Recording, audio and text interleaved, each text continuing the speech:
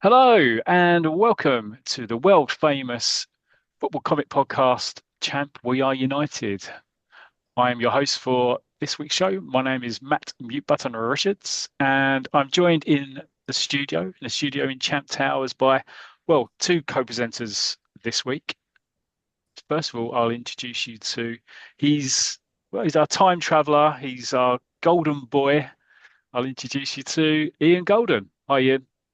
Hi, how's things? Yeah, I'm going really well today. Thanks. Looking forward to another podcast. Excellent. Well, we're looking forward to another one of your amazing sections when you're going through the Roy the Rover comics um, season by season. So we're looking forward to the third one, isn't it? The third one I think you've done. It is, yes, Yeah, year three, which is 78 to 79.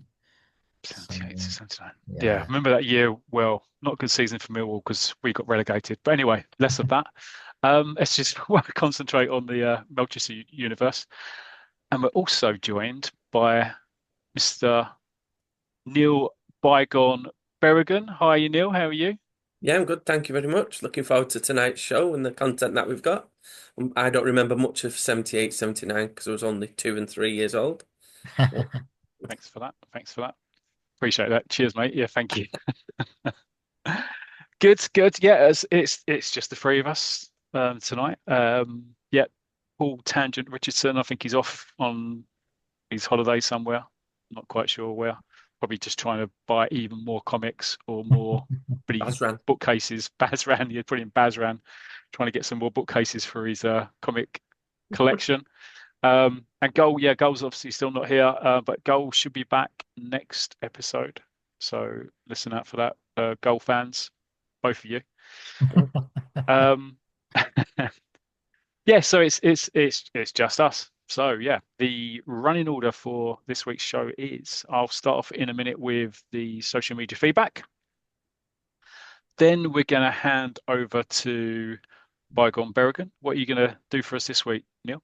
So I'm going to be looking at. I've recently purchased a Victor Summer Special from 1991, and I'm just going to have a look through the goals of Jimmy Grant story that features in there.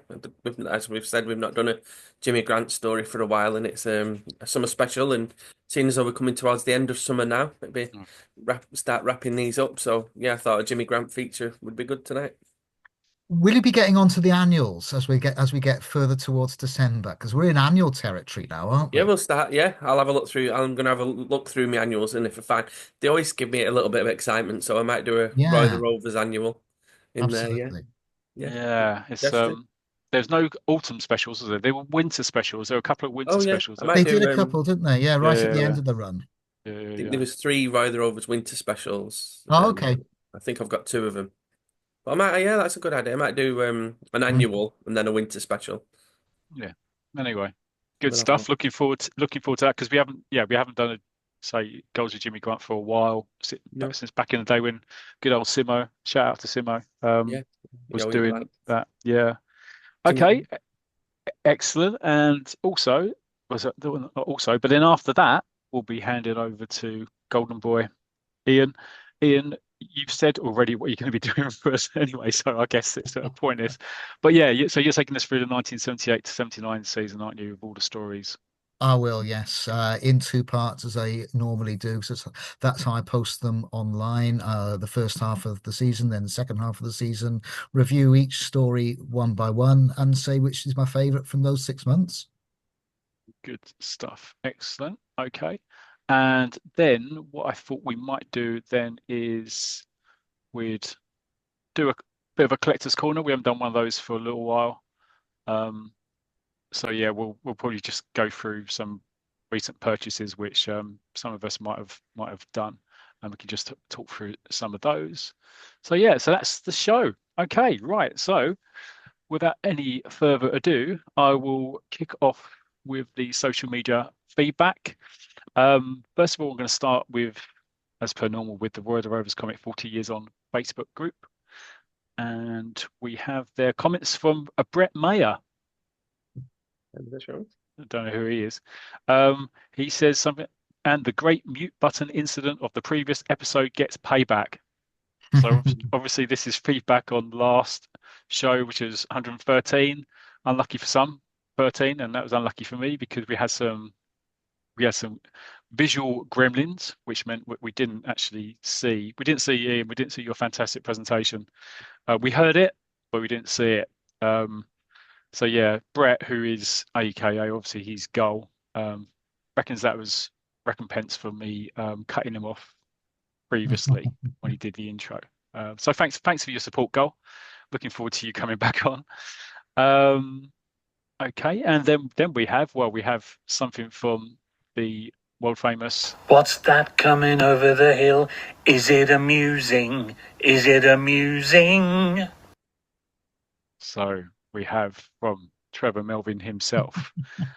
And yeah, strap yourself in. It's another Trevor classic. So the headlines are Brummington betting syndicate under investigation as Champ Towers plunged into darkness. So Trevor continues. YouTube followers of the pod were left in the dark during the first half of episode 113, unlucky for some, and forced to use their imaginations. As football comic book fans curse their luck at not being able to see Golden Ian's Polly Pocket Blue Peter handiwork. Yeah, you never actually saw it. You explained it really Oh, well. Yeah, that I was know. done But especially for I YouTube, know you wasn't had the it? To get scissors people and to everything turn and over. stick it I back in know. plastic. Yeah. You have to save it for the Christmas special when you do that funny tinsel thing made out of coat Yes. hangers. Um, Members of a Brummington betting syndicate were rubbing their hands with glee as they awaited the blackout to prompt a podcast abandonment and the payday to remember. Oh, so maybe it's something to do with the gangster you know there, Bygone. However, the Champ We Are United team gamely played on and foiled the scam. Chief Inspector Manning, who famously put the cuffs on Roy Race's would-be assassin Elton Blake, is said to be interested in talking to a number of suspects that include Italian mobster Paolo Certi, No, I love that. Brummington City striker Rodney Powell, and of course, Brummington crime boss Charlie, aka Grandad Berrigan. Well, you know, if it happens in Brummington, it's always going to be Rodney Powell because he's always up to no good, isn't he? He was. Has Charlie got anything to say about that, Bygone? I've forgotten which accent he's got now. I've not practiced these for a while. Yeah, mate. Yeah, it's all Rodney's fault. He threw me a few fivers. That was the that was shocking, wasn't it? Yeah. Well, yeah, it was really. No, it was pretty good. Pretty good. I put you on the spot there. And as Trevor says, cue Bygone's Dick Van Dyke impersonation. Yeah, and I think that was slightly better than Dick Van Dyke. The only Italian I can do is Paolo Certi. That's it. Trevor continues. It was hoped that the tangential one would deliver part 10 of the United story, but after his tonsil busting commentary during the team's previous outing, he remained in his technical area as a precautionary measure. Yeah, no doubt Tangent will be back. Tonsils rested, we hope. And so as Tangent Paul stalked the touchline, it was left to Golden Ian and Bygone Berrigan to lead the press, whilst Mute Button Matt took up a vital deep line playmaker role.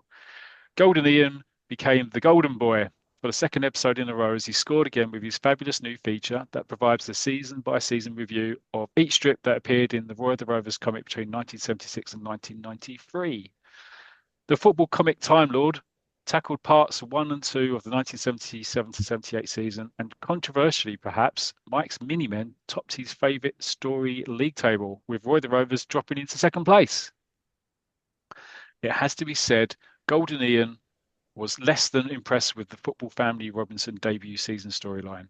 However, it was Simon's Secret that found itself in the relegation zone as the football lost its golden oldie league status after being dropped from the comics lineup altogether. Suspiciously, perhaps, normal service was resumed on YouTube just as the second half kicked off and Bygone Berrigan picked up the ball. It's no secret that Bygone is rumoured to be an associate of the notorious Brummington gangster Charlie, as well as Goodfella Palacetti, who, as exclusively revealed here, are both wanted for questioning in connection with the pod outage and irregular betting patterns that took place. Could football comic bad boy Bygone Brinsden Berrigan be implicated in the pod fixing scandal? Perish the thought. Meanwhile, we were off on our travels again with Bygone Berrigan, the pod's very own Judith Chalmers. This time treated us to a tour of the Tiger Holiday Special from 1980. As always, Bygone took the scenic route for his summer edition, going via favourite picture stories, including Billy's Boots. Bygone's itinerary even managed to fit in an enjoyable stopover at the luxurious home of Mr. and Mrs. Trevor Francis. However, the picture story that really revved up the imagination of the team and this muser was more ghouly than goalie. A real tale of the unexpected with a Twilight Zone twist entitled The King of the Track. Although not football-based, Bygone's motorcycle race picture story was a triumph. Very good, Trevor. I love your puns there. User match rating, 10 out of 10. Brilliant stuff. Superb. Thank you very much, Trevor. Moving on, we have the Champ We Are United and Football Picture Story Monthly Facebook group. And we have something from... Everybody in the house of Lord. Everybody in the house of Lord. One house, one Lord. Everybody in the house of Lord. Yep, so Adrian himself. And he's given a full review this time as well. So apologies, guys. There's lots of stuff here, but we love these comments. So keep them coming, Adrian. And he says, when it comes to Roy the Rovers comics, have you tried full scap Polly Pockets? So that's one there for you there, Okay. Ian. Well, I do have extra wide Polly Pockets, which I think might be full scap, but they're still not quite wide enough for some of them, especially that 1985 to 86 season, I think it was. Yeah, that's the one that goes a bit wider. Yeah, where they were printed on that awful paper. Yeah, got a bit which I cheap know, and yeah, which happened with Eagle at the same time and Tiger, I think. Yeah, there's a few Battle and others was like that, aren't they? Yeah, but only happened for about a year, maybe less. Yeah, it was about a year, wasn't it? Yeah. Okay. Okay, thank you. Yeah, thanks, Adrian. And then he says, regarding the jellyfish sting for Roy, you would have thought that Blackie would have urinated on him. I mean, that's I mean, I would have loved to see David's picture, and I'm not too sure if I would like to see David's picture of that, really. Yeah. Oh, Penny. Oh, Penny. I'm not, I don't think Roy wants anybody pissing on him, really, is he? Okay, he continues. The Tiger Holiday Special looks more like Carl Douglas doing kung fu fighting. I think he's talking about the cover. I can't quite picture it now. Oh, yeah, it's the bowling. It was cricket. Yeah, the golden. Yeah. Everybody was kung fu fighting. Yeah, Carl Douglas special. I think it's 1975. Hot fans. Somebody will tell me it was wrong. Might be 76. Spot on with the world's strongest man. Always at Christmas or bank holidays. Jeff Capes bred budgies too, just like James Hunt. Did you know that, guys? Sorry? He bred budgies. Bred budgies. Okay. Yeah. Right. Yeah. You can't race them, can you? No, but you can breed them. Oh, okay. You can breed anything, really. Yeah, well, yeah. That's another podcast. Yeah, definitely. Did anybody have budgies when you were growing up? No, I didn't. No, okay. never had any birds. Always been a cat person. We used to have a chicken dinner mostly, a lot of Sundays. But... yeah, you need birds... never a budget. We were a family of 5 in one stretch. The only little feathered things we have in the house is what our cats bring in. Right. Okay. Yeah, budgies big in the 70s, I'd say. Not so big in the 21st century. But yeah, apparently Jeff turns up in Viz these days as a cape seller. Jeff's capes. Jeff's cape. That's superb, isn't it? Stupid. Still love his. Then Adrian talks to Paul, who's not here. Says Trevor Francis was from Plymouth. Yeah, I think he was saying that he's from Birmingham. But yeah, he's from Plymouth. Great Tiger Summer Special. I think those photos turned up in Roy the Rovers or Tiger Comic too. Yeah, there were lots of pictures of Trevor Francis in the specials and in the annuals and the comic. Loving the Melchester seasons too. Well done, Ian. Adrian says. Okay. Well done on the pronouncing of Hamish too. I think that's to you, Neil. It's hard.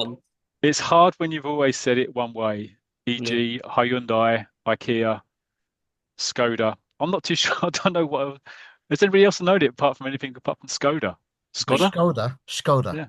Skoda. Yeah. Sound like Steve McLaren now. I think everyone now wants to pronounce things the original international way. You know, respect for the host country type of thing. The original country. Right. Okay. Yeah. Okay. Keep up the good work. How many times did Barnes United get a new pitch? Also, which was more, Barnes United's new grounds or Billy getting new boots? What Well, I do you don't think reckon, Billy guys? ever got new boots, did he? It was always the same. It was always Yeah, no, true. Deadshot's boots. So there was never, I suppose you could say how many times did he lose his boots compared to how many times Barnes United lost the ground. You know what? I think at some point, yeah, that's a good point. It's at some point somebody's going to need to work out, and let's face it, it's not going to be anybody apart from us on this podcast. It'll Work be out me probably. exactly how many times he lost them, how many Oh yeah. times they were replaced with. Because sometimes people would buy him new boots, wouldn't they? I remember one Christmas, I think someone inadvertently Ah, bought him okay. new boots. Yeah, yeah. And you can get rid of Um, your old ones now, Billy, and all that yeah, kind of exactly. Or yeah, some kind auntie. yeah. Um, anyway, thanks, Adrian. Brilliant feedback. Love it, House of Lord. Terry Angus. Hi, Terry. He says, on the discussion about the League Cup trophy, the free-handled cup is the holy grail for collectors of Subbuteo Oh wow. and can often go for high prices on auction sites. Oh, did Really? you know that, guys? I didn't. I used to have it. Did you used to have it? I did. Yeah, Oh, once upon a wow. time. Yeah. Well, Paul says that as well. Like Tangent says, he went back Hmm. to Terry, he says, please do not say that I had that trophy. Yeah. You could retire by now. Yeah. Wow. It's got to be boxed, hasn't it? Oh, yeah, it's got to I be would boxed. expect so. None of mine were ever None of boxed. our, none of mine would have been I like boxed. to play No. Mimitar, not leaving him in boxes. Yeah, exactly. Yeah, true, true. I mean, it would have been some kid who would actually have get it and then pull it stick up in the loft and not play it. I'm not too sure if any of my mates would have done No. that. No. And finally, for the social media comments we have from Lee Coulson, Aussie Lee, a friend down under.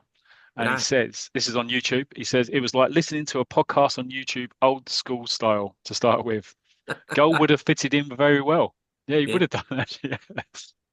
Um, I was missing the visuals there for a bit. Not quite the same when you can't see what's being shown, but still enjoyable as ever hearing the segments and banter between you all. Ian is fitting in so seamlessly to the team. Might need a bigger studio when everyone comes back, though. Yeah, that's true. Might need to build an extension and Champ Towers. Don't know. We'll Planning do one. permission We'll might have be the same tricky. studio as Mike's Miniman, the Oh shed that yeah, he's got for Or his. just get the TARDIS just shed. just just get one of his sheds. Yeah, probably not using it at the moment. Um, It was fun hearing about Mike's unaccompanied adventures in Australia. Forgotten about that storyline. Different times indeed.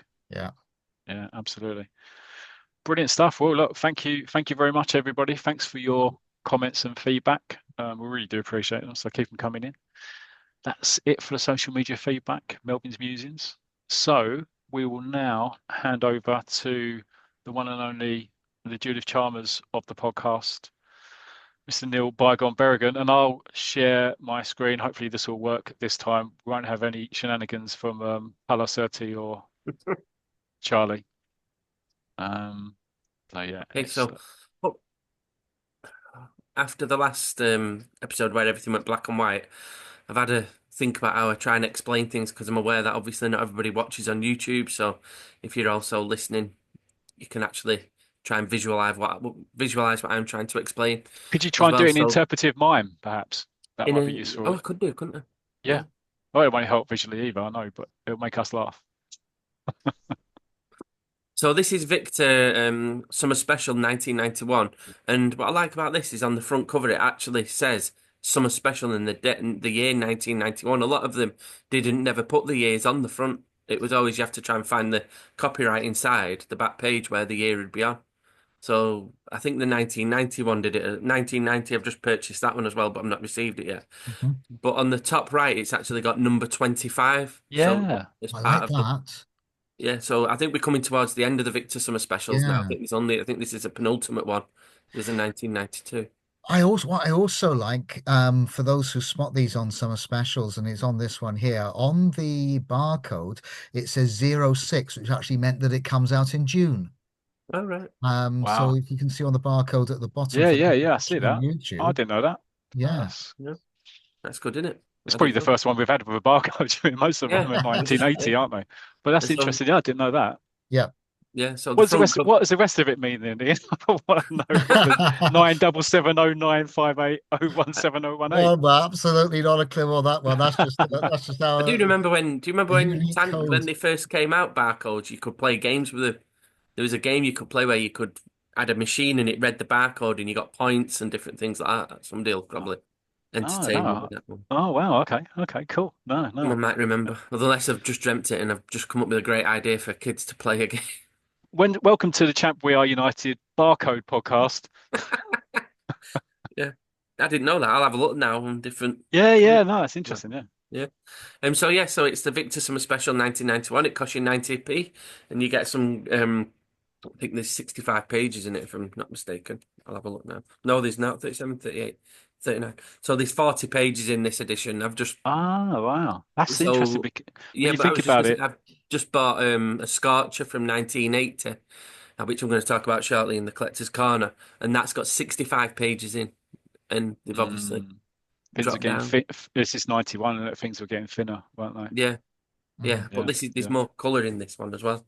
But on the Okay. front cover, it tells us what stories they're going to feature, and it says there's 7 great stories, and it's also got a picture of Mark Wright, who used to play for Derby Mm, at the time, and it says is Mark Wright British football's top defender, and he moved to Liverpool, I think, not shortly after 1991. I can't remember when he moved to Liverpool, centre back. I don't think he ever really did.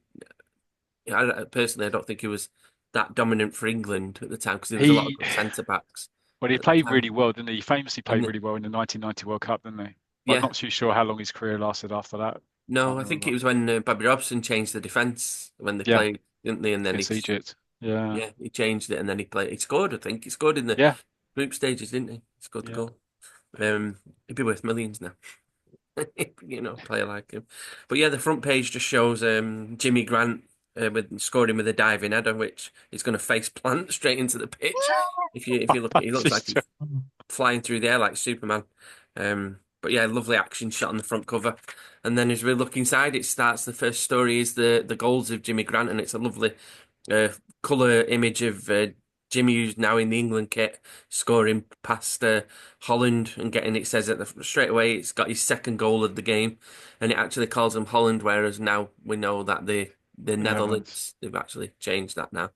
But yeah, so it starts off with Jimmy Grant, Stainford City's ace goal scorer, was playing for England against Holland in Rotterdam and giving the Dutch centre back a hard time. And it's like he's putting him in knots, and he's scored his second goal.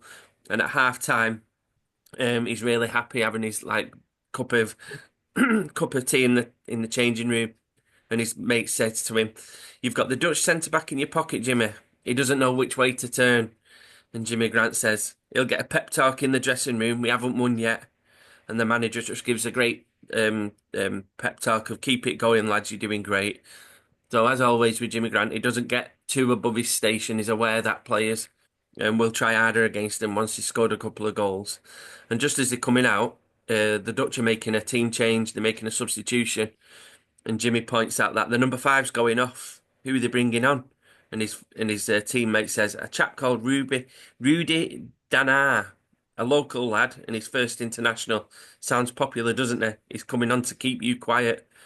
Again, I hope I've not pronounced that name wrong for our Dutch listeners there, but it's spelled Dnaar. So Danar. I don't know how you say that in Well, Dutch. if Dutch listeners could let us know, Yeah, I'm so we not don't giving. have any more international incidents Yeah, like the I'm last one not. with our Yeah, Scottish friends. yeah. I've been warned by the HR team not to attempt any more accents. So I'm not gonna do. And then the next page, and this page is in a full black and white. But the third page has got a mix of black and white and colour, which Yeah, I think is great because it yeah, reminds you what colours teams are playing in. Because you yeah. always know England are in white and Holland are in like that lovely orange colour, but Mm. Stainford have got a really mixed colour of kits. I know which I'll explain in a minute. So England start off well. The ball goes to Jimmy, and everyone's saying, "Go for your hat trick." And the crowd are chanting, "We want three, we want three." But then as he goes towards his centre back, he marks him up and he stopped him and he's saying, "Yes, well done, Rudy. You've stopped him in his tracks." And he makes a tackle on him. The ball safely goes back to the keeper. And then Holland start coming into the game and they start playing the ball around and the ball comes across. It's a goal. Hans Vader. He's scored. He's scored. It's only 2-1 now. It's a great pass from Donar. He's made the difference. So he's like a playmaking centre back, like a bit like Ronald Koeman. Must be like a sweeper. So not only can he stop the ball, he can bring the ball up in play and make passes as well. And then England look all unsettled now, and the Dutch are really going for them. And Arnie Rugler is through. These are really good names, I think, because they actually sound like you could actually be real Dutch Mm. players as well. Yeah, yeah. So Arnie Rugler, he's through. He's past the centre back. He's going to score goal past the goalkeeper, and Holland are level now. It's 2-2. And England are trying hard now to get the winner. And Jimmy Grant knows he's got to pull something out, but he cannot get past this defender. He notices that he's fast and he knows what he's doing. And he's not finding it any easier in this half since they've made that change. And in the last minute, the ball's pumped up. But again, that Rudy Denar heads it away, and the whole crowd now chanting his name and saying, there's only one Rudy Danner, there's only one Rudy Danner. And the final whistle goes, and Jimmy Grant's like, I'm glad there's only one Rudy Danner. If there were two, we'd never have scored. And he's like, well played, Rudy, shaking his hand at the end. He's always been a good sportsman, hasn't he, Jimmy Grant? He Yeah, knows Yeah. when he's yeah. had a fair game. And he says, well played. I reckon you'll be getting a few more international caps after this great showing. You did great there. And he says, Rudy says, that is good praise from you, Jimmy. I think I play my best. I think. And then obviously they go back home and he gets back into his domestic football. And then some weeks later, he's playing for Stainford. And the manager says to him, you'll be seeing a lot of Rudy Denner in a few weeks' time, Jimmy. Sit here playing in a mini tournament in Holland. Obviously, the 42 games a season at the time It's and the not cup enough. runs Yeah. isn't enough. So he says, yeah, so he says, you'll be seeing a lot of Rudy in a few weeks' time. Sit here playing in a mini tournament in Holland.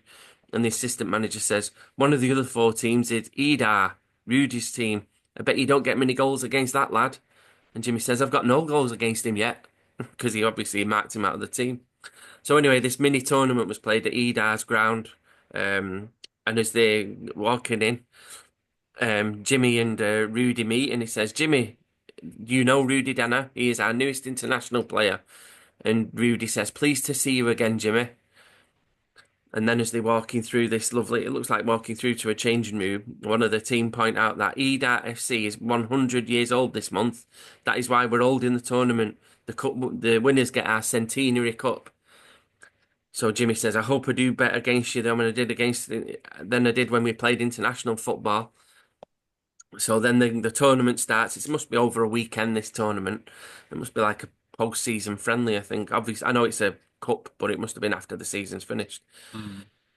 So then Stainford are playing, and this is now there's a colour picture, and it actually shows Stainford City's colours. And obviously, I never read Victor's, so I never saw what the colours were in the actual story, main story. But the kit to me, it looks like it's a shirt with a V shape on the front. I've never seen a kit like it.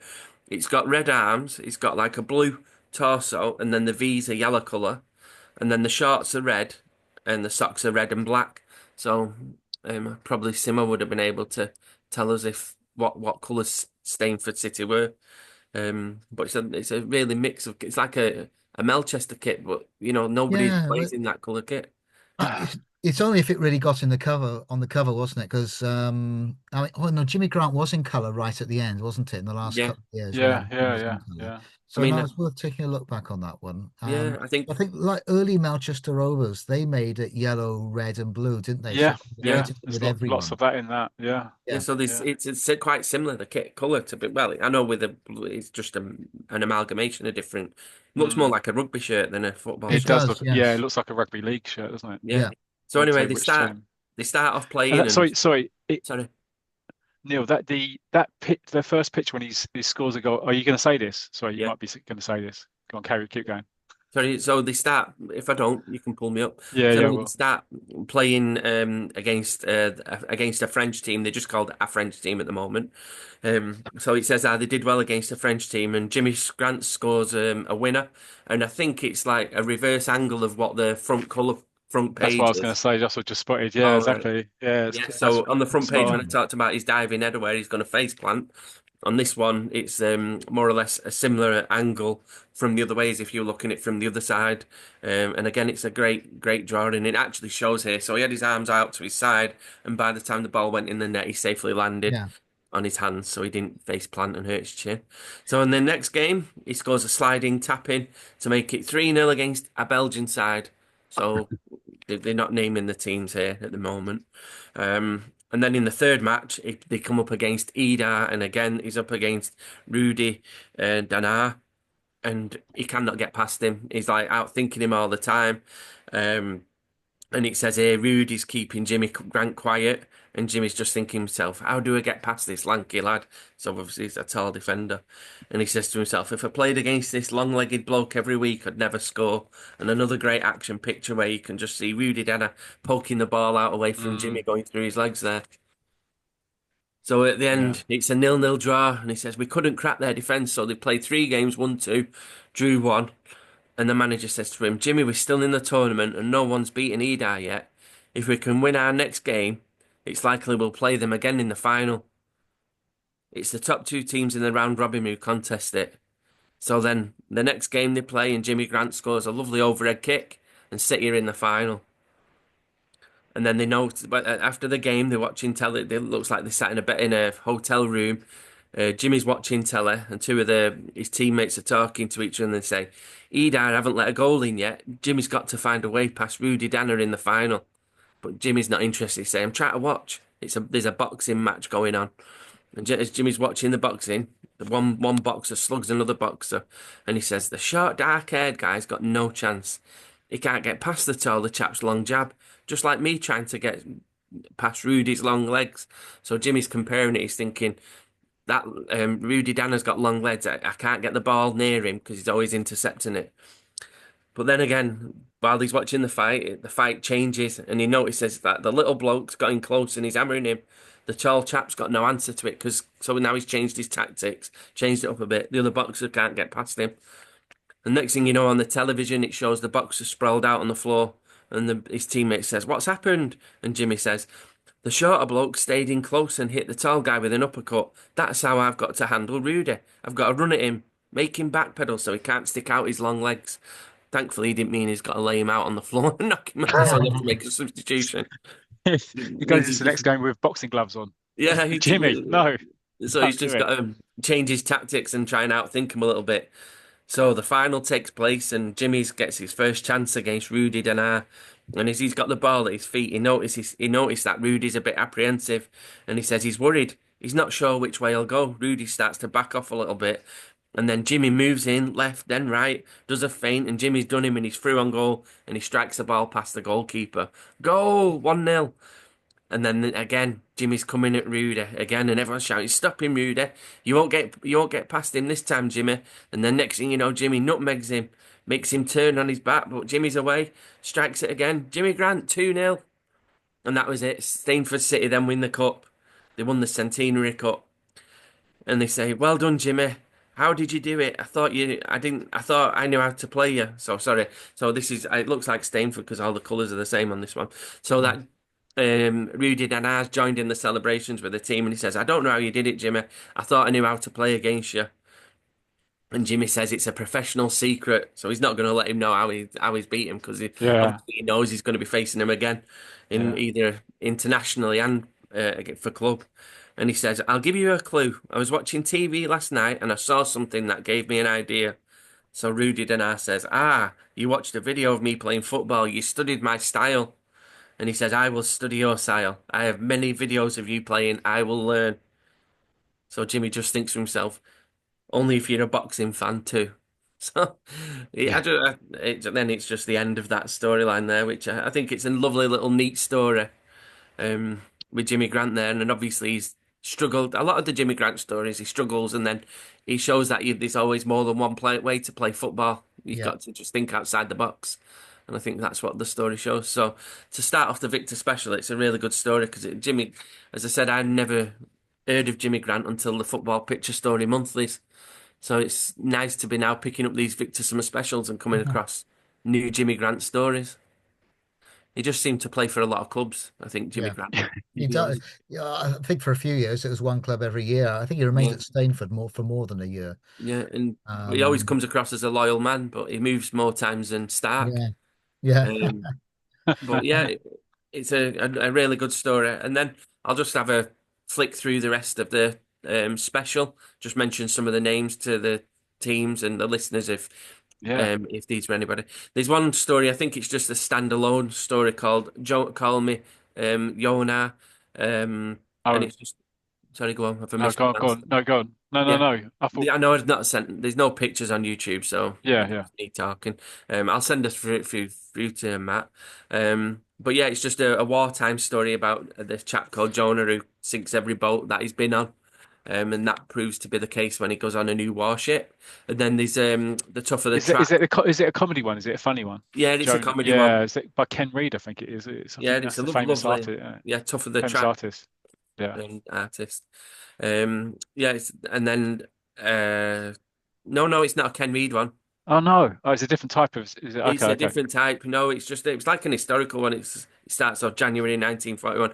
No, Ken Reed's a Ah, lovely face-ache artist, didn't he? yeah, And yeah. That's what I was thinking. 'Cause he I'm was sure he did a born in character called Jonah. Salford as Yeah. well, which is where I'm from. Um, Ah, okay. yeah, but yeah, I don't know what you mean because I've just bought a Scorcher and Ken Reed is in there as well, doing Oh, some of okay. the All right. story. Mhm. I was getting it wrong in this. Go on, Yeah, carry on. um, and then obviously I'm just going to name a few of the stories that appeared, as I say, and then there's the tougher the Tougher the Track storyline, obviously, where he's Alf Tupper is the runner of his Hungerton Sports Club, and he's showing him running there. And again, he has another. He's got an enemy in that story, which he always does have, doesn't he? Somebody try to trip him up or price him out of a race. And then there's a Does he flick end up through. with fish and chips? Does he end up He's with eating, fish? yeah, he's had his fish and Yeah, yeah. chips. Good, good, good, Yeah, good. that's I the mean, one there. how he ran so well. I I know, but mean, he's a welder, isn't he? So he was like, oh yeah, true. Yeah. that He's kept burning his it off, isn't it? Yeah, energy yeah, and yeah, training. yeah. Yeah, sweating off. Yeah. And then ace striker Jimmy Gramps names his best defenders, and he's got here just for a few of the names: Mark Wright, Richard Goff, and Gary Pallister. So Richard Goff at the time he'd Yeah. moved to Rangers, and obviously Gary Pallister became United centre back as well. Mm. And then there's another one-off story called On the Run, which I might feature at another time and send some pictures. It's not even a sports story. It's a ghost story, or not even a ghost, like a spectral witch story, which is good. I might read that in October. I might come back to that in October for Halloween. Okay. And then we've got Cadman, the frontline coward. Oh yeah, Um, it's famous. The famous yeah, Cadman. Yeah, yeah, yeah. he features a lot. And I can just say the artwork in this is fantastic because there's the drawing of Anna because he's in Africa and there's a lovely African elephant as well. So the artwork's fantastic. Um, and then it finishes off with another story called Terry's Tornadoes, which features Oh quite a few yeah, times, and I think that was a strip as well. it was football Um, strip, wasn't it? yeah, Yeah, it's and similar. comic. It's a lot of like stories amalgamated. It's like Tommy's Troubles because he runs his own club, but Yeah, there's a bit of Nipper in there as well about him as well, a bit of a rough lad, which is a nice story on there. And then that's it. It's a really enjoyable Victor Summer Special, and Yeah. I'm just upset that I never collected these when I was reading Roy the Rovers, and I just seemed to stick to Roy the Rovers and Hot Shot. And that was it really. I never collected anything else. And to be honest, I don't even remember seeing these on the shelves when I meant look buying comics. well, Mhm. this is what we said before. I mean, this Yeah, is what we realised now that it was really your luck of the draw. A lot of the times, really, yeah, we found this stuff on shelves. yeah. But Yeah, yeah, I Yeah. guess so. I think I managed to get all the Roy the Rovers ones at the time, though, when I was yeah, collecting. that similar. I Roy did, the Rovers, Tiger, yeah, Football Picture Story Monthly. But I never, as I say, I never, because it's even most like this Victor. It's got like you can see the cover on YouTube, a lovely football drawing, and I would have been right. I'm going to buy that because it's got Yeah. football. But I never seen it. I think I had Victor for about 2 or 3 years after We Are United, after Champ merged in with Yeah, it. I Mm, certainly didn't get it right up to this point. But I mm, see it's still Neville Wilson drawing yep. the goals of Jimmy Grant. Of mm, course, he started off in We Are United in the summer of the first season doing the summer specials before he became a regular contributor. But what I do like about this artwork that we are seeing on YouTube here, especially on one of the close-ups where you can see the Umbro logo on there. And Ah, I yeah. wonder if if they actually got any money from Umbro for that, because there's a little bit of advertising there, and it's not often that these artists put the oh kit, yeah. an actual kit manufacturer on there. And it Um, looks like it's an Adidas Tango football as well. yeah. So Mhm. there's quite a bit of Yeah. actual reality in there. Whether or not they got money from Umbro, well, perhaps they should have done. But And yeah, Yeah, and even on yeah, you've got it on the England kit and the yes, Stainford Cities kit, yeah. yeah, So it's that's got right. You that can symbol as expect well. it maybe on the England kit because they were Yeah. probably being produced by Umbro at the time. So maybe Mm, they did get a little bit of cash off yeah. yeah. It's Anyway, it's too interesting. late now for him to go back and start doing them for copyright. them. I know. But yeah, I really enjoyed the Goals of Jimmy Grant. And I'll talk more in Collector's Corner about my recent purchases regarding Victors. But yeah, so and it was Brilliant. just a quick segment there. But I hope you enjoyed the a recap of some of the goals of Jimmy Grant. Oh Yeah, yeah. no, it's brilliant, and so it's good to have a bit more of Jimmy coming back. We haven't had him on the pod for a while. What I do notice now, looking at all these DC Thompson, um, specials or comics, um, is, and I look at on YouTube, you can see the first page of the story. Is they always had a big bold piece of art, didn't they? Real Yeah, action packed. Yeah.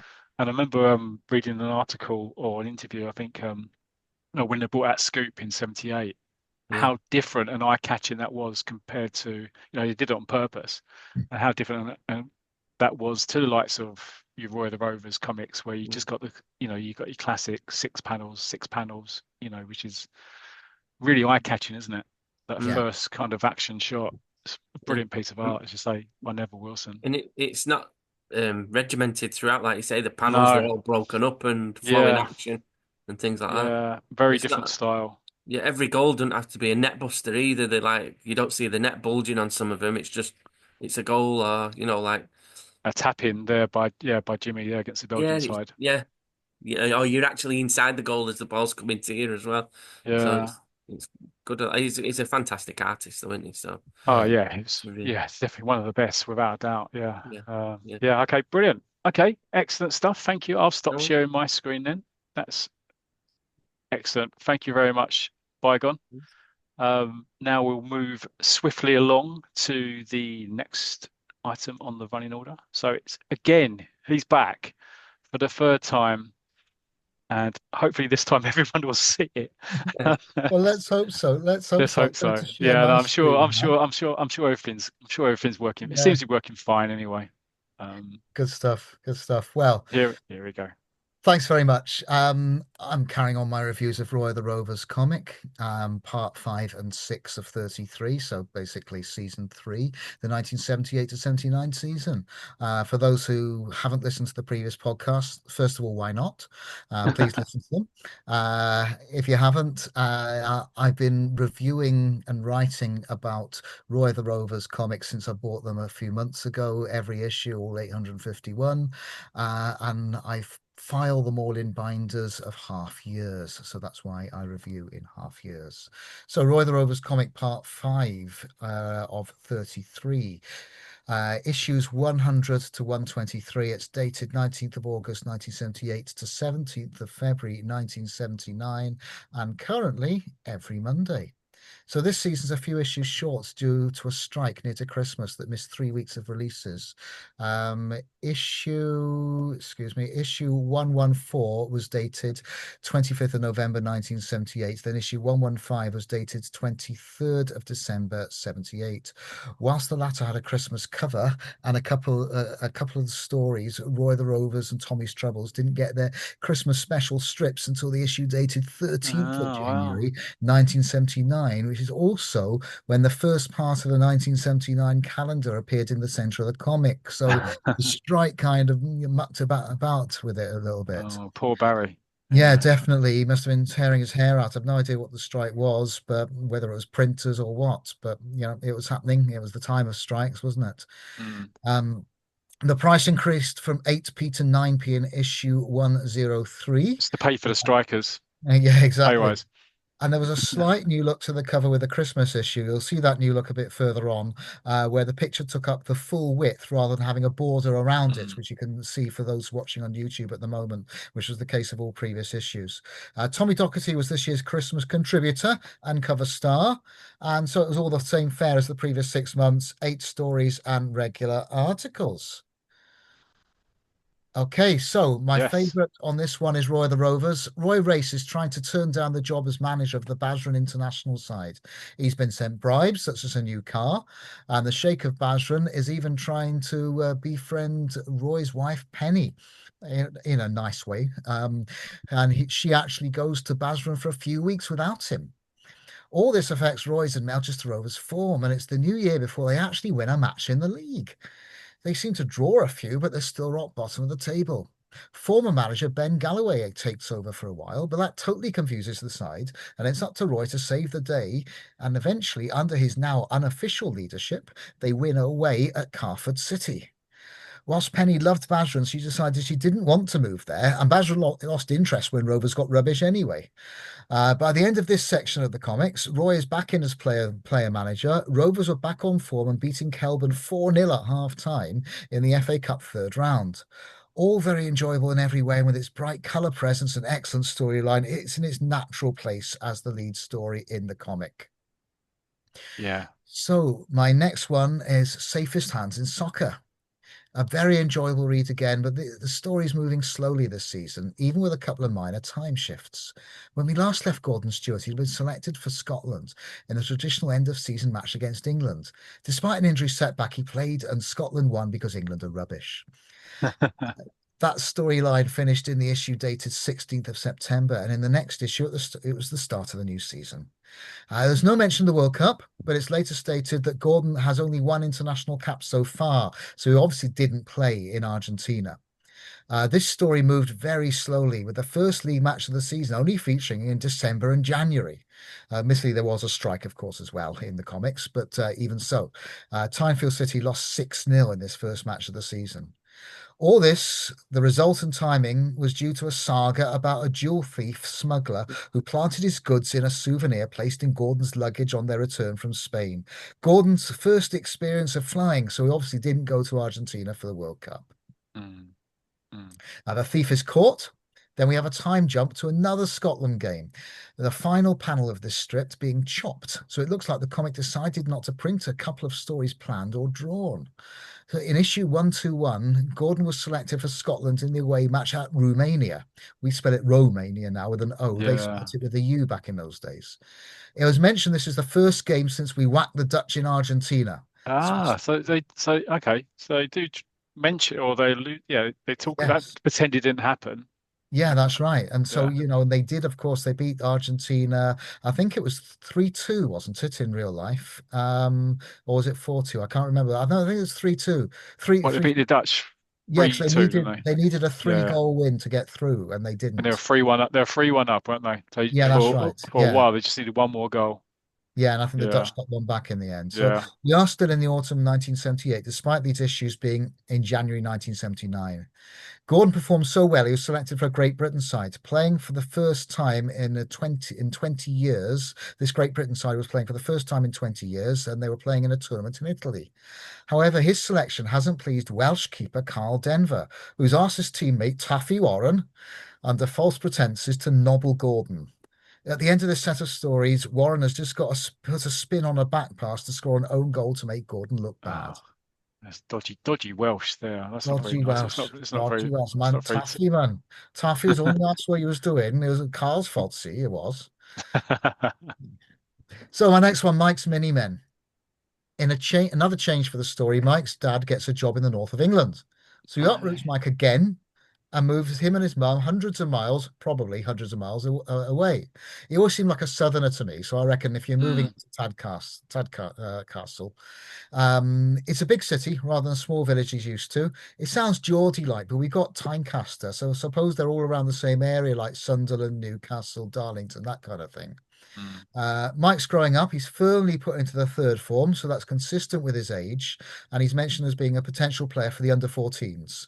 There's a change of artist, which is actually welcome, as Mike does look older now than the 11-year-old who started in the first story, which we now know is set at actually Christmas 1976, and not 77, as I put in my notes. So Mike goes into the fourth different school in the space of under 2 years. He also joins a local youth club. He tries to introduce table football there, but Charlie Ackroyd, a big influence around the school and club, doesn't like the game.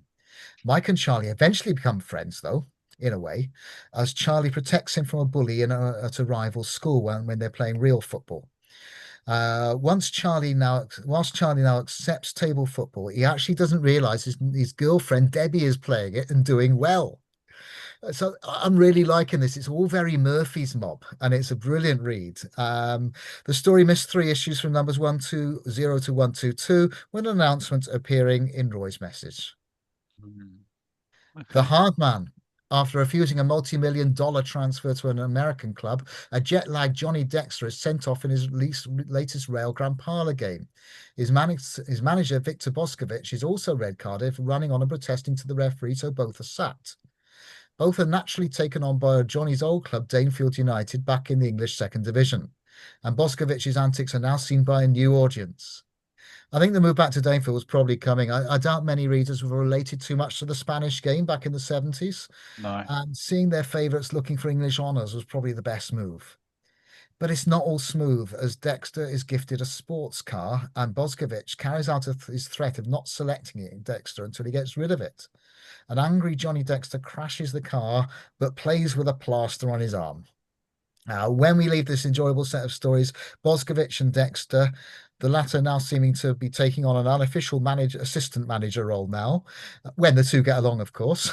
They're out trying to sign a new goalkeeper. Yeah, so it's funny you mentioned that about assistant manager, because it just seems that virtually every week there was a picture of Victor in the office and Johnny was sitting on the desk, or he's having a Yeah. chat to him as well. And it's so very much it did seem like that's not the sort of thing normally a captain Yeah. and a manager would do. So yeah, it's a They good always point. seem to be Definitely. like catalogue poses as well, the way Johnny Dexter sat on that desk. Yeah, I'm yeah. sure You can get your Farrah trousers from as worn by Johnny Dexter. I'm sure there's Sparkles. something similar in Ted Lasso, where I think it's Roy Kent sits on the desk a lot, and they all have meetings in Ted Lasso's room with a load of them. But Oh, I need to watch it. I haven't. Well, yeah, we haven't got Apple TV, but yeah, no, we might be I'll getting it try soon. and get it So for free for 7 days and then yeah, binge. that's what everyone tells me. Just like binge watch it. Yeah, I know. Yeah, yeah. My next one is Tip for the Top. Ah, yeah. Yeah, it's a very good premise, but I feel that this time it's slightly losing its way. Steve Taylor it's losing its way. It's this right at the start of it, but it's still losing its way. Steve Taylor is a senior pupil at Sandon School, but all he wants to do is become a professional footballer. This isn't a pipe dream. He's portrayed as a good player.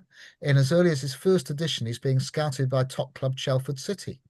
So it started really well. A story about a boy wanting to become a professional footballer and getting a try with a top club. I love the fact that he's got a friend who's not interested in football and knows nothing about the game. Someone he can bounce off, explain things to, and in reverse, the friend Danny Briggs can keep him down to earth. Steve has challenges in school to keep up with his work as well and train with Chelford, but has the support of the club. He makes an enemy at the club who tries to nobble him, but that's standard fare for a story like this.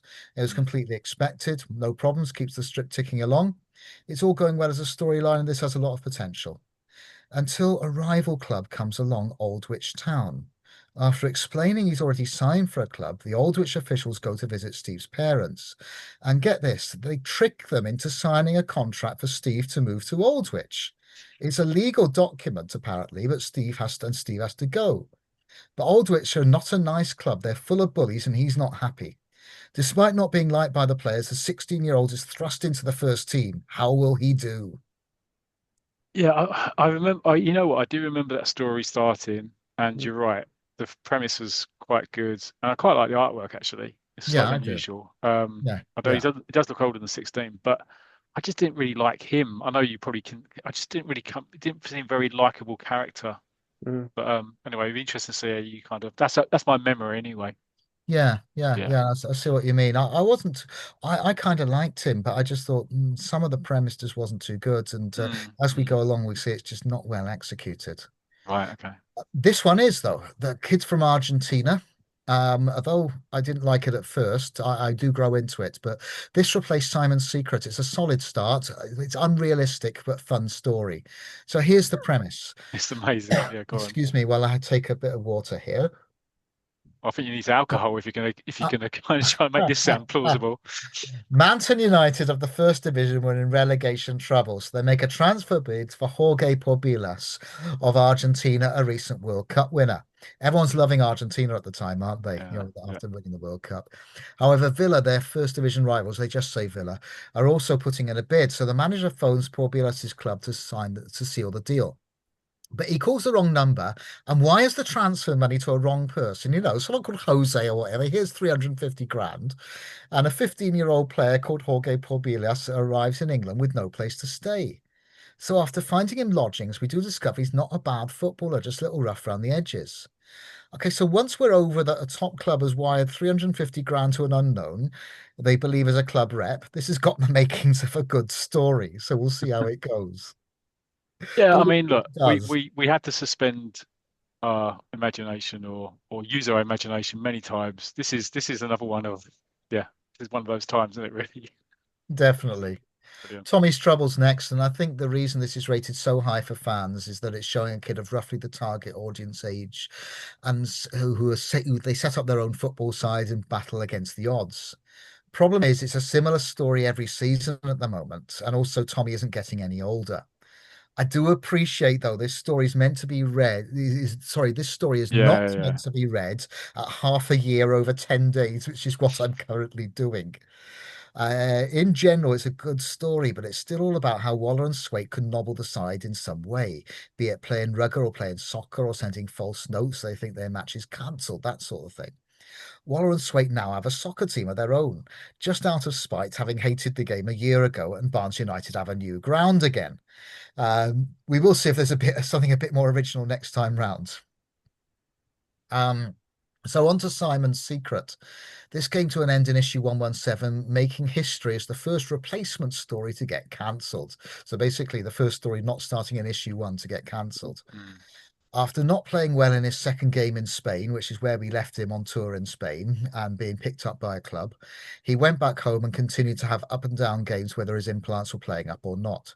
Finally, in a shock turn of events, it was discovered Simon's implants may no longer be needed, as his limbs, the ones that was damaged when he was hit by an The actual huge plane, plane. Yeah. were now better. Wow. Yeah. So they were Wow. removed to put him and the readers out their misery, and he became a normal boy again, even scoring a goal with a rubbish shot, and he was happy to do so because it was all nice and normal. Well, it's nice it ended. It's I nice like happy that. ending. That's yeah. Yeah. Everybody yeah live forever, happy yeah ever after. Yeah, I do like that. Okay, Football Family Robinson, the last one in this segment. Sorry, but this is just poor. As I've said before, I realise it's played for laughs, but it's too over the top for me. The family premise is fun. I'm just not so keen on the execution. The hard man does it so much better.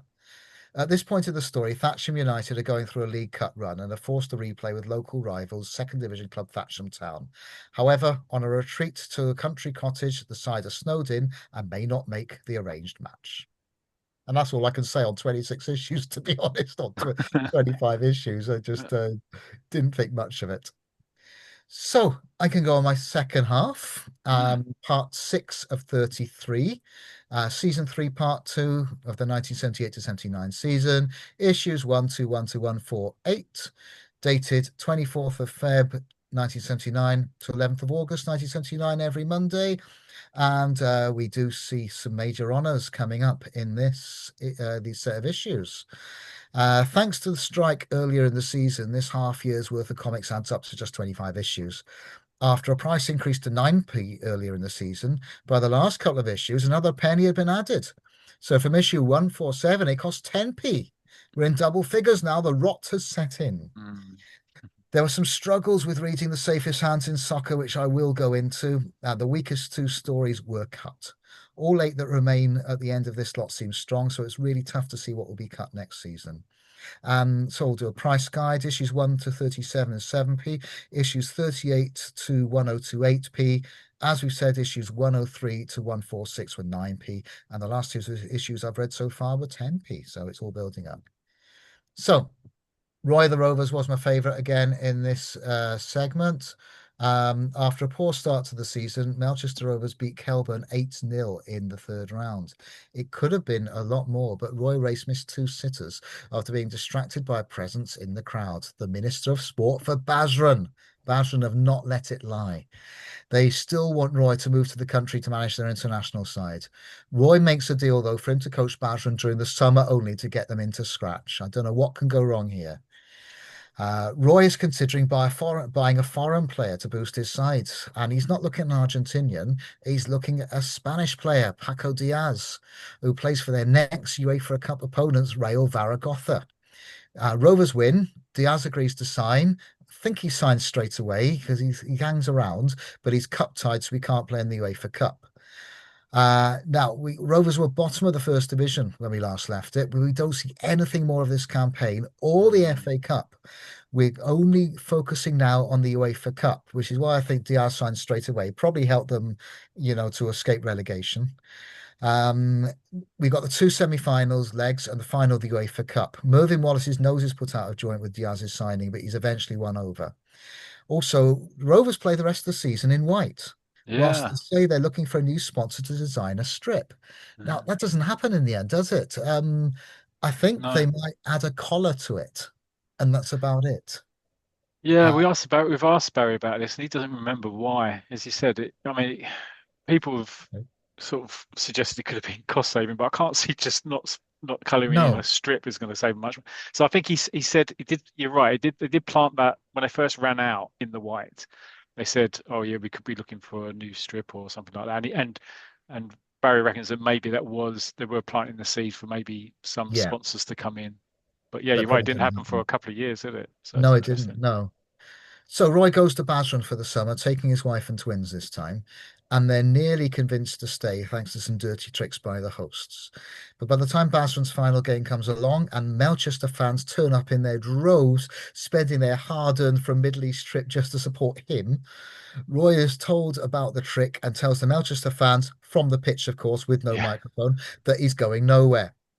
One interesting match, Basran take on San Marino. It's way before they start playing international football, and they're described as an Italian first division side.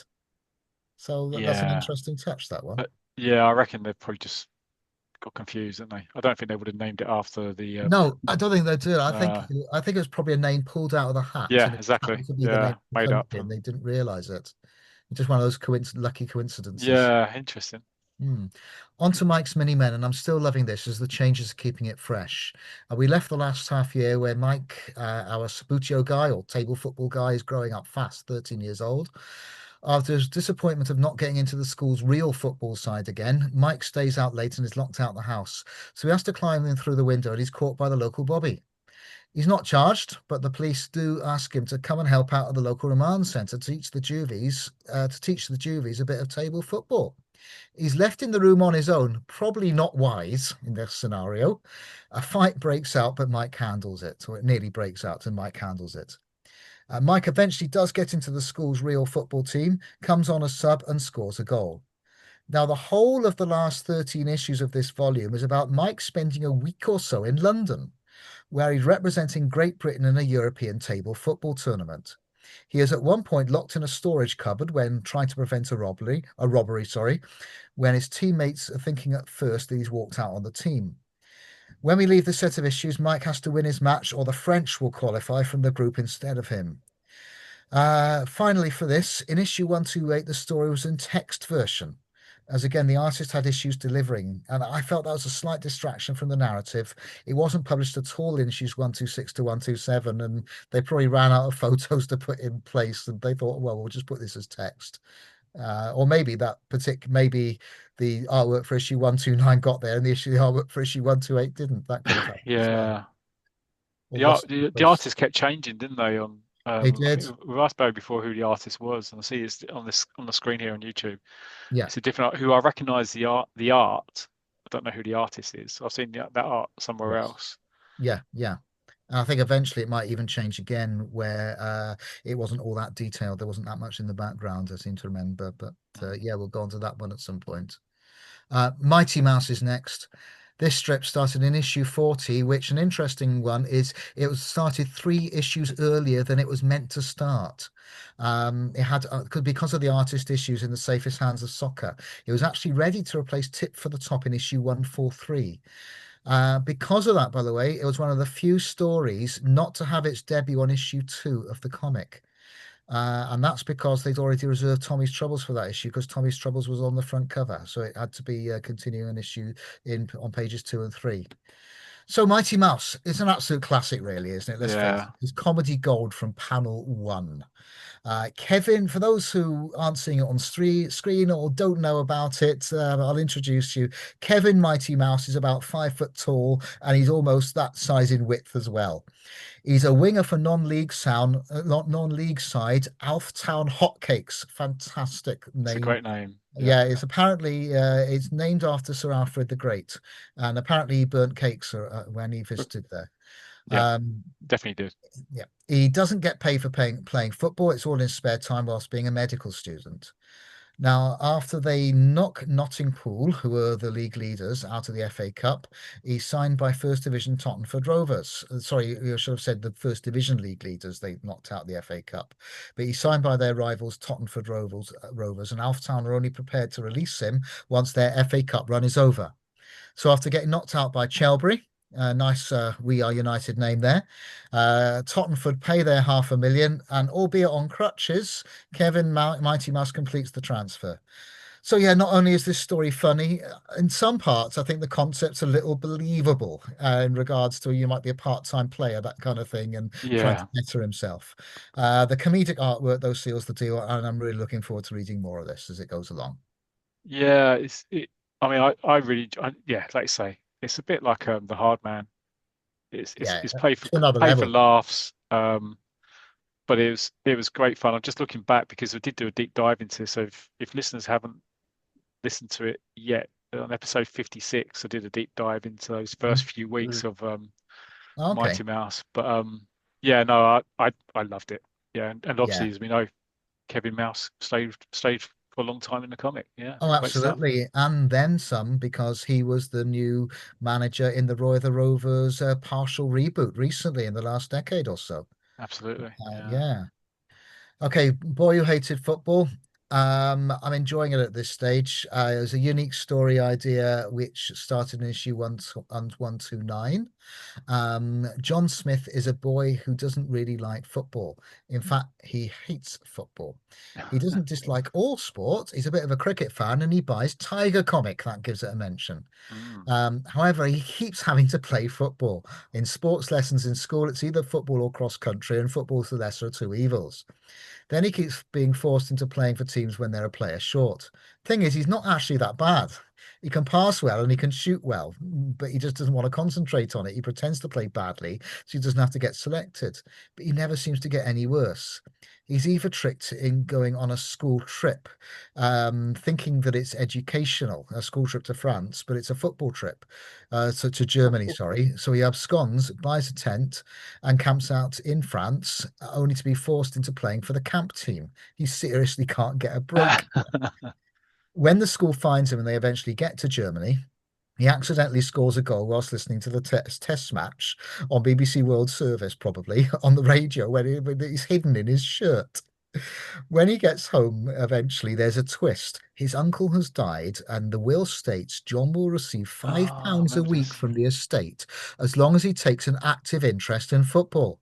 Now, money talks, so John does decide to take an interest, but when kids hide his kit, everyone thinks he's up to his old tricks again. So that's the end of that volume. And like I said, I actually quite enjoyed that. So I'll look forward to see what comes next. I think whenever there's a news story, it was always good, wasn't it? I can't remember ever reading the Yeah, first week and thinking, "Oh, this was poor." I mean, yeah, some will deteriorate quicker than others and yeah, I get a agree. bit dull. But yeah, I mean, it's great, isn't it? Yeah, Because good some run fun, out of fun idea. ideas. Yeah, yeah, Yeah, yeah, some run out of ideas, some refresh. I think the only story I've read so far on these reviews that has started badly for me has been the Football Family Robinson. yeah. But again, that's not. Sorry, I think I've gone a bit too far on my. No, for football. That's it. Where was I? Kid from Argentina, wasn't it? Kid from Yeah. Argentina. Next one. Kid from Argentina. Okay. Yeah. Right. So next one is the kid from Argentina. When we left things, Jorge Pobias, the 15-year-old lad who's accidentally been signed for First Division club Mountain County, somehow found himself on a pitch when a match had kicked off. Don't worry, he was quickly removed. He does excel at the club as a boot boy and also does well in his first youth team game. Too well.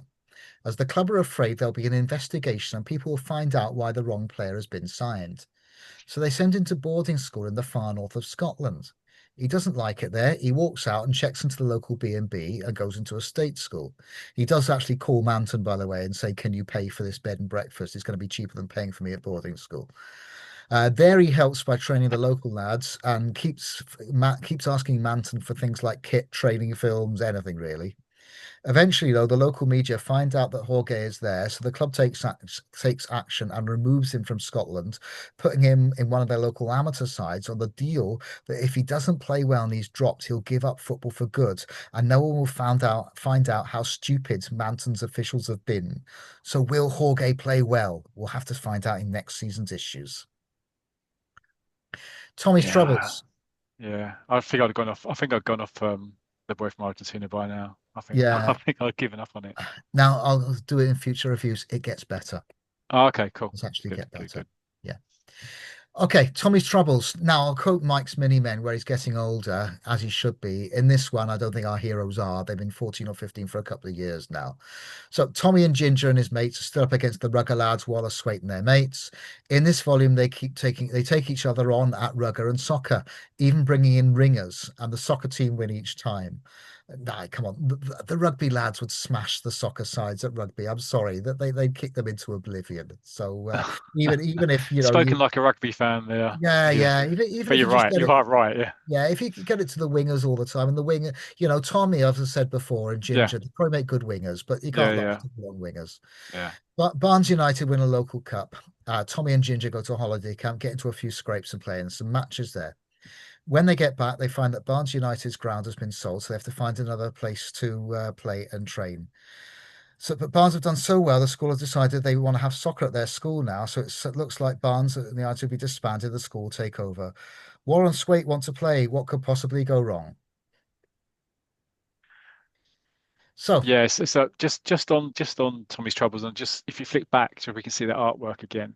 I yeah, mean, it's been said before, but especially on that second panel, it's just the size of the pictures are just huge. I mean, that 6 yard box looks like you could play a yes, I game of know. five-a-side on it, can't you? Look at it; it's just Oh, massive. absolutely.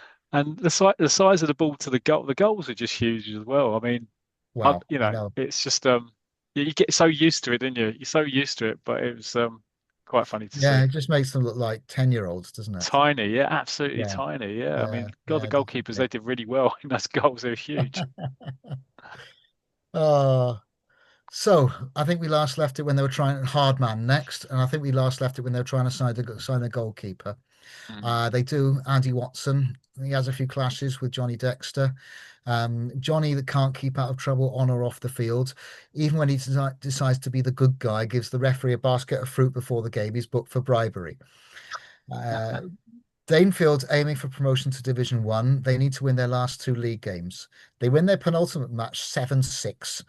But on a trip to the seaside before the final game, 6 of the players get flu, making the final game difficult.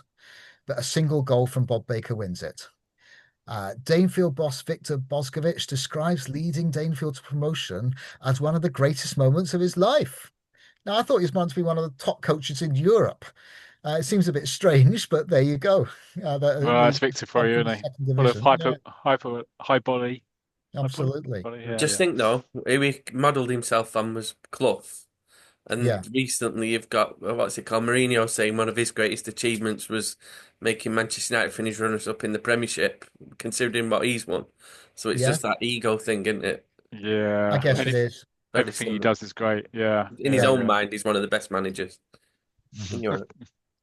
Now, Danefield celebrate by going to Australia and taking on their version of a hard man, Chips Cartwright, who plays for South Australia Hermits.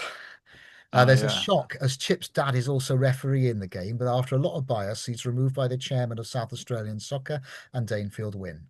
A humiliated Chip kidnaps Johnny and locks him in the outback with no food and water. Now, Jimmy thinks about releasing him, but when he's leaving to do that, he's knocked over by a car and ends up in hospital in a coma. The Danefield side are due to return home, so they do so without Johnny, leaving the police to find him. Johnny has just got himself loose as an Indigenous Australian is nearby. Yeah, so it's not always play for laughs, is it? I suppose you got It's Jim not. No, Cartwright's in a I was coma. gonna say before it's about 50% laughs, Yeah, maybe yeah, yeah, less, but yeah, Mighty Mouse completely, virtually 100%. yeah, yeah. Brilliant. Okay. Um, so I think I've done a tooth of Tommy's troubles for some reason. I think I actually did one from the previous season, so apologies there. The Waller and Swaits mob beat them at rugger and soccer, so that's not the end of the dirty tricks. After a flooded clubhouse, Waller decides to put ringers in the Barnes United side. One to try and score own goals, and another at a different point, a goalkeeper who's cup tied with a previous side in the local comp. One thing I've spotted though, when Tommy and Ginger are in the community at a pitch, clubhouse, or fundraising, Waller and Swaite are there. In the summer holidays, Tommy and Ginger decide to go on a holiday to a seaside town where Ginger's selected for a local side and Tommy isn't. Tommy could have a place in the opposition lineup. Will the two pals play each other for the first time ever? So I'm sorry, I think I put two Tommy's Troubles in. I'm not sure which is the right one, but there we go. Well, it's all right. So I it moves the reviewed story along, doesn't it? Really. a But couple there. to Yeah. to be honest, here, you could put anyone in from the previous 5 years. It's all going to be pretty similar, isn't it? Really. Yes, I know. I know. It's all good stuff, though. We love Wall on the Yes, Slate, don't we? Well, we kind do. of. We do. So I'm just checking all this now. Right. Okay. So safest hands in soccer. Um, yeah, I think we'll just do a cut where it comes to the audio now. Um, Right. Okay. I think I'm about right there. I'm just checking I've got the right thing. Yes, I am. Okay. Safest hands in soccer. Everything I've read, I enjoyed, but the story was far too disjointed this season. When we left the action in autumn 1978, where Gordon was playing for a Great Britain side who eventually won a Four Nations tournament, the saga lasted three more issues before the time jump button was pressed again, as it was done earlier in the season, and we arrive in January 1979 in an issue dated 17th of March 1979, where the FA Cup's third round is approaching. They win that game, but Gordon's taken to hospital where he meets a young goalkeeper who blames Gordon for his injuries. Then a panel's missed off, and the story jumps again, and it looks like one whole week is missed out. The Tynefield players are taken to a training camp in Scotland following a poor performance, and when they return, the story regarding Gordon's injury and the young keeper is resumed. In issue 139, Gordon is forced to play outfield, and forgetting what he's doing, he handles the ball. So that's it for a while. In issues 140 to 142, there's no story due to artist issues, and there's a new story about Gordon's nephew from issues 143 to 147 with a different artist, and that's a really good story. In issue 148, there's a brand new story about Gordon. It mentions pre-season training, and there's even a plaque in the story where Gordon doing a presentation dated the 4th day of August 1979. So it looks like we're not going to know what happens in the 78 to 79 season and anything about Danefield's FA Cup run. Probably best due to timing, but it's not brilliant. Yeah, like we said, I think in the last show, didn't we? It was just a mess, really. When I Yeah, flicked through as well. Um, I yeah, think the I issue mean, was it not the artist was Argentinian as well, and there's obviously a lot going on in Argentina at the time. And yeah, then I there think there was. was illness, but I think they uh, did pick up the story of that FA Cup run. I think it Yeah, goes back. yeah, it's Osvaldo Torta. Yeah, you're right. He was an Argentine. yeah, Um, definitely. yeah. I got tip for the top next. This could have been so good, but it was let down by basically its storyline. What we should have seen was a 3-year story arc where Steve Taylor goes into a youth side, maybe even becoming a schoolboy international, then the reserves, then making his senior debut at 18. We didn't see that. It would have been a bit of a 1954 Roy the Rovers reboot, but it would have been worth it. It's not going too badly where he's wrongly accused of stealing. That's a good plot. But him getting sacked without any disciplinary action was a bit over the top, or maybe that was the day. Um, he eventually gets believed. He's taken back, and immediately, you've missed a couple of weeks of training, but you're in the first team for Saturday. I know this is a rush ending for the story, but it's excuse me, but it's sad to come this way because I said did have potential. Mm. After nearly running away at halftime in this match because he's playing a poor game, he actually gets outside the stadium. You know, he's a 16-year-old with limited training, thrust into a match with the best side in the country. He scores a brilliant goal, though, in the second half when he's convinced to come back by his sports teacher. You're no longer tipped for the top, his school teacher said. You're at the top and you're going to stay there. No, he's made his debut at 16 and scored a goal. He's not at the top. It's a poor ending to a poorly executed story that should have been so much better. And at 43 issues, it's the second shortest running story so far. It's hard, isn't it? I guess you're right about the fact that it starts off similar to, yeah, famously Roy the Rovers, and maybe that was the plan. But then, how much focus was on the readers' votes, week in, week out, and then suddenly, I don't know, a few months in or a few weeks in, suddenly it's at the bottom, and then they're thinking, oh, we need to make it more exciting, and then they come Yeah, out with implausible stories which actually don't make a difference if maybe they're carried on. I don't know. It's a yeah, tricky one, isn't it? It's a tricky one. yeah, absolutely. Absolutely. Like I say, I would have loved that story arc, but I just don't think it was done right from almost the start, Yeah, for at least yeah. after about 4 or 5 issues anyway. Football Family Robinson. So it ends in issue 129. Thatcham United, after beating local rivals Thatcham Town, they get knocked out in the League Cup. The whole concept was a bit too silly for me, as was its execution. I realised Mighty Mouse is sillier, but for some reason that's working. This didn't for me. Perhaps it was trying too hard to be over the top, but it only lasted 14 issues, so it probably shows that readers at the time felt the same way. I think What's with your this one, opinion on that? it's yeah, because I remember when it came into the Royal the Rovers comic, I really enjoyed it. But It's a shame that it but come from like Jag and Tiger, and yeah, and I they're think really it good was, stories when I've and read them. yeah, I think yeah, I definitely think the Jag and Tiger ones were better. And maybe they thought bringing this back, they thought, oh, you know what, we don't have to put too much effort into it because it was a popular story before, and maybe Yeah, they didn't give enough thought behind The it. I don't artist know. had changed a lot, and it was John. Yeah, Joe Calhoun, yeah, it Yeah, was, yeah, yeah, yeah, and and but John Gillett, I John think is, Gillett it was, yeah, yeah, yeah, yeah, Billy's Boots. But I think it's okay, hard. It's like with the tip for the top. They probably got to think what stories have they got in Tiger at the time. You know, like we got Nipper, who's going through something similar there. He's going through, okay, you that's a good point. so they've got to probably think they're looking at doing different things, aren't they? But like you say, there was seems sometimes there's a lot of mileage in stories, and then it goes away. It's like we've not come to it in yours yet, but obviously we've got the Marx Brothers, which is Tangent's one of his favourite stories. You know that Mm. ended really quickly as well, and I always thought okay. that's a really good. When It you was a review it really, I yourself, think, Yeah, it's I sorry, go on. haven't got, fantastic. You've obviously, I haven't got to the end of the Marx Brothers yet in my reading, but I have got to the start of it in the way I I'm mean, the reading it artwork's now. fantastic, and I really It enjoyed the is. story. But again, you had Jack and Jimmy, who were brothers, and different things like that. So there's only so many storylines that you can have, isn't there? Really? Yeah. Yeah, yeah, but that Ian, that was, Yeah, that was yeah, brilliant. again, yeah, superb stuff, sir. Superb stuff. Brings That back was a lot of brilliant. memories of me when I've read them a couple of times, and it's interesting. Your take's quite similar to mine, and probably a lot of Thanks very people. much. It just shows something about Tommy's troubles. I think I accidentally left in a page from last season's review, and we didn't even notice because it can just be so similar. So I might have said the same thing at one point last week, in 2 weeks ago. But hey ho, it's But do you know, Ian, how yeah, long it runs for? It was popular, no matter it when I it. know, I know, Is It's it and I've it's said that a the 85, really isn't reason, it? popular story. Yeah, Yeah. yeah, yeah, and I think Came the back, reason, I think. Yeah, yeah, came back in 86. yeah. Yeah.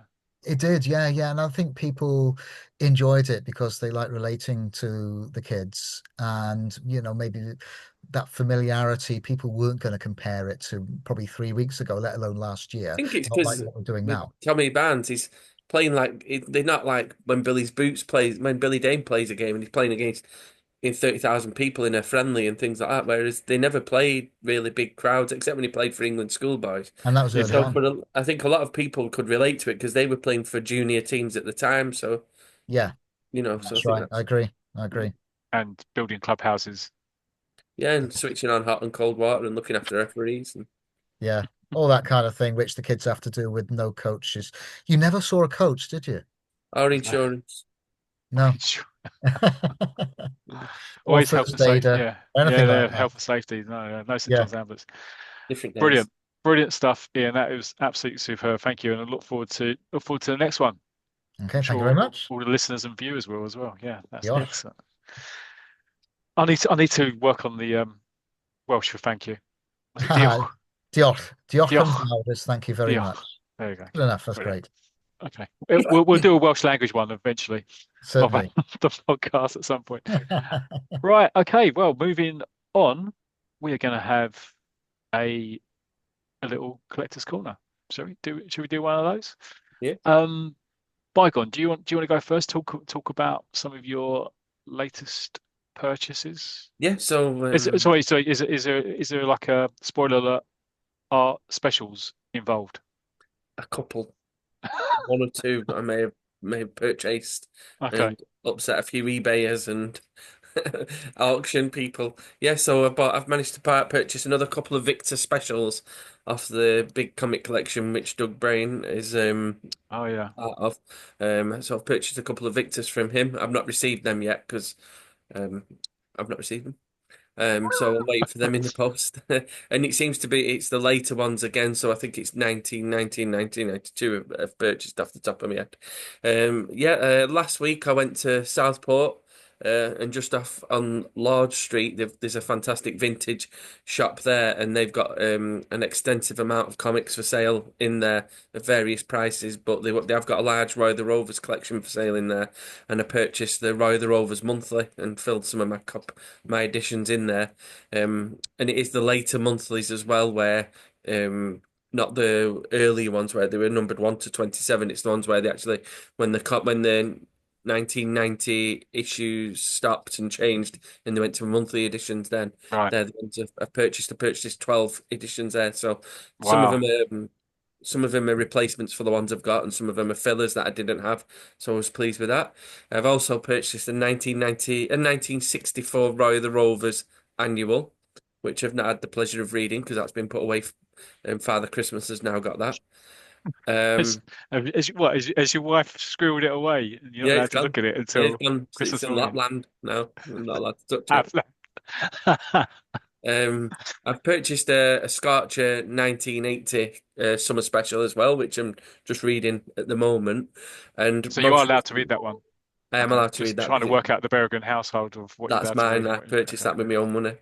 I Um, and I've just been successful in purchasing, which I'm hopefully going to receive next week, 72 Tiger comics, of which Wow. it's 72 Tiger comics, 14 Roy the Rovers, and 6 Scorchers, which are all from the late 70s.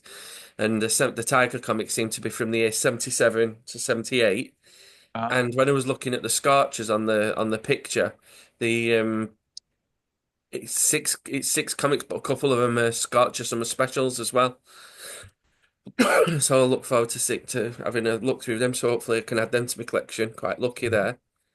And another purchase I've made is it was Melchester stickers. So these were from Oh, yeah. 1988. They come free with one of the comics. I remember them.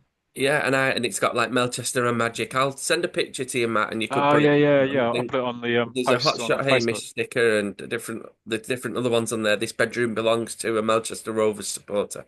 So it come with one of the comics, and I actually remember when I got them, I peeled them off and I've stuck them on binders and different other things. Yeah. So I saw them for sale on eBay, and I thought, oh, I'll have them because they're complete, and I can put it with a comic now. So it's like a complete comic. So I Oh, was quite pleased brilliant. with them. They've not been touched, they've not been peeled, they're all intact. So yeah, it's quite a quirky purchase, but I thought, yeah, I'll get that. So yeah, so that's my collector's corner. They're what I've purchased recently. So hopefully the next collector's corner, I'll be able to tell you about the 72 comics that I've just received, and hopefully some summer specials in there. Excellent stuff. Brilliant, brilliant, brilliant stuff. Okay. Ian, I won't come to you because I know you've got your 851 comics, which No, no, you're probably not purchasing. You're probably not going to purchase anything for a little while. You still no, no, no. I've got a holiday to save up for as Yeah, well. yeah. So, Oh, yeah, that's right. I know. We won't talk about. Well, you've got a massive holiday, haven't you? At the yeah, end of the yeah. year. That's exciting stuff. Um, okay. Well, I'll go then on Yeah, a bit of quick collector's corner. So a few weeks ago now, I was on holiday up in the Lake District. Went to Kendal and to a secondhand bookshop. Yeah. So I managed to get. I'll show this on the screen. This is the 1984 Tiger Annual for the princely sum of £1. Wow. brilliant. I think I Um, had that one once upon a time. Yeah, so that's Mm. tops on two wheels. Who obviously was the character which you did the ghost story Hmm. last Yeah. episode, didn't you? Bygone. Yeah, so that was good. And then also in Kendal, yeah, also in Kendal, another this is a charity shop actually. I saw this in the window. This is 1960 Roy the Lovely. Rovers annual in really good condition. I thought I actually had it. You know, when you kind of and you think, oh, for £2, Yeah, they're and I quite similar. The fronts, aren't they? It's hard to. yeah, I couldn't, but then I thought, oh, sorry, it's only £2. Um, That's but yeah, it's in brilliant. really really good condition. Mm. Fantastic, lovely stuff Is that there. the one with the game? Has it got a game on the inside cover or the back cover? No. It's got yeah, there you go. Can you win your way to Wembley? Yeah, Putting it on the screen there. that's So brilliant. It looks intact Excellent. as well and if not anybody come wants to away. play that, take a screenshot of that and get some counters and a couple of dice, and you're well away. Um, your Christmas Day will fly by. And then yeah, you had this, which Yeah. I'm sure this is one of the bumper books. I'm sure Mm. I've seen It this. is. It is in one of the It big is, isn't it? bumper book of Roy the Rovers. Yes. Yeah, and I think the artwork is by Bert van der Put. He actually famously, but he was an artist for Victor, for the Mm. football stories in Victor, and I think for about a year, 59, I think, to 60, just Mhm. after Joe Colquhoun. He was the artist for the Rovers. So I think that probably would be. This is 1960, so yeah, 1959 would be Bert van der Put. So Mascot goal. that was good. That was £2. A couple more. Um, Next episode, this is really exciting and really looking forward to this. We're interviewing David Hunt, the famous comic editor of Scorcher, Battle, and Hotshot and Roy the Rovers. But anyway, one of the comics he edited was Battle, and one of the most famous stories from that is Johnny Red. And I'm just holding up. I've got this book off of eBay, and obviously Johnny Red. It's a war story. I haven't read it yet. No pun intended. But obviously it's written by Tom Tully, who Mm. obviously wrote Roy the Rovers for Yeah. so long, and the artist is Joe Colquhoun. Colquhoun was the artist for Johnny Red, and then he was taken off of that and he's put onto Charlie's War, who is probably another famous Yes, definitely. um, comic strip. So I've got that, and then the final one from me is I got this from a second-hand bookshop in Blackheath in Southeast London. Um, this is the Treasury of British Comics. This is published by Rebellion. I think they've done a couple of these actually. This is the Yes. 2025 version, and it's a compendium of different stories. I've never got one before, but I tried to get this one, but I think it was sold out. But this one it's got a football story in it. It's called Striker, and I'm showing it on the screen here, which was actually in Valiant, the Valiant Oh, comic, yeah. 1976. Yeah, the artist is Ian Kennedy. Yeah. So Mhm. famously, the artist who did so many covers for the Football Picture Story monthlies. He's the actual artist for Striker. I noticed So the spelling of striker is yes, Stryker. What's that's a the good. reason for that? Yeah, well, I don't know. It's just these. That's the name of the character. I mean, Oh, okay. I won't So is do the that his story. surname or something? Yeah, it is. It's well, it's that was like a pseudonym. I won't give the Okay. story away. The story actually is the story is something. It's the sort of thing you would be really quite interested in, Mm. Neil, because it's a bit of a twist at the end, bit of a Twilight Zone type All thing. right. Really? Um, but yeah, it's actually in the Valiant from 21st of August to 16th of October 1976. And so the script is written again by another Tom Tully. So it's another Tom Tully. Okay. Yeah, Ian Kennedy, which I don't think I'd ever seen a story Might have seen them drawn run it by in a him. special or something like that, I think. Yeah. But I mean, I couldn't. But that's so yeah. But that's the Treasury of British Comics, 2025. I think I paid a fiver for it. I think it's. But they're just they're promoting. So this is published by Rebellion, and they're promoting at the moment. You can order the 2026 annual. I don't know which stories are in it, the 2026, but you can pre-order that. I think it's £25. But yeah, there's all sorts of stories in there. There's stuff from Wham, from Dan Dare, Scream, Battle, Tiger. We've got Gorilla Island from Tiger. So all types. So it's a good way of supporting Rebellion in all the Mm. great work they do as well. So, but I didn't really support them because I got this second hand. So there you go. Someone supported them for you to get Someone it. supported them. Yeah, so thank you whoever supported them, and Yes. I'm supporting Oxfam by buying that Oh, for a At least brilliant. it's fiver. not gone in a bin. Yeah, Yeah. exactly.